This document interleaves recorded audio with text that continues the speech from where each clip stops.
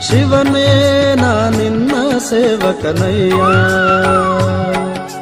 ದುರ್ಮನ ಬಿಡಿಸಯ್ಯ ದುರ್ಮನ ಬಿಡಿಸಯ್ಯ, ಶಿವನೇ ನಾ ನಿನ್ನ ಸೇವಕನಯ್ಯ.